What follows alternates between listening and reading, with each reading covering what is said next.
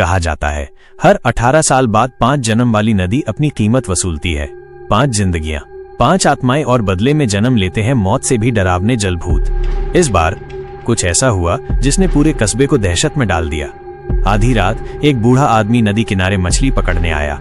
जब उसने जाल खींचा तो उसमें एक मरी हुई मछली फंसी थी, लेकिन उसकी आंखें नहीं थीं।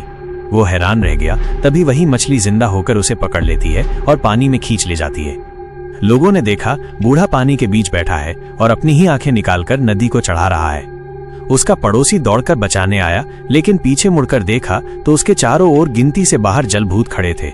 वो भी चीखते हुए उसी नदी में समा गया। कुछ समय बाद उसकी पत्नी सर्दियों में नदी पर आई। बर्फ अचानक फट गई और वो नीचे गिर गई।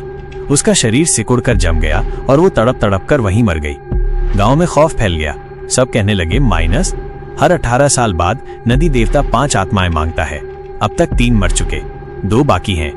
लेकिन कस्बे का मछली बेचने वाला क्यों हुआ? बोला माइनस, ये सब झूठ है। वो नाव लेकर नदी में गया।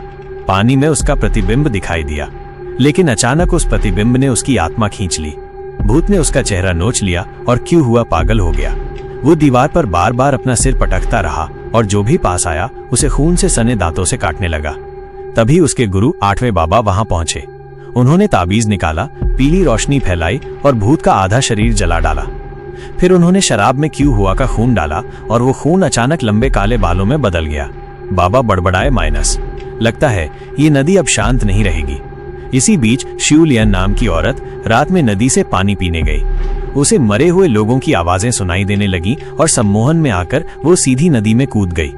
लेकिन उसकी आत्मा गांव लौट आई।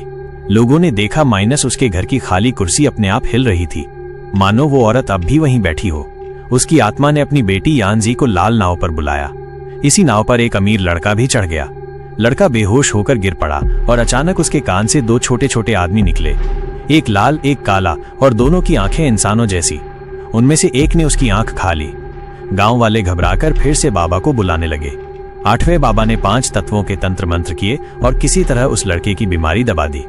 लेकिन तभी उसके पेट पर एक औरत का चेहरा उभर आया।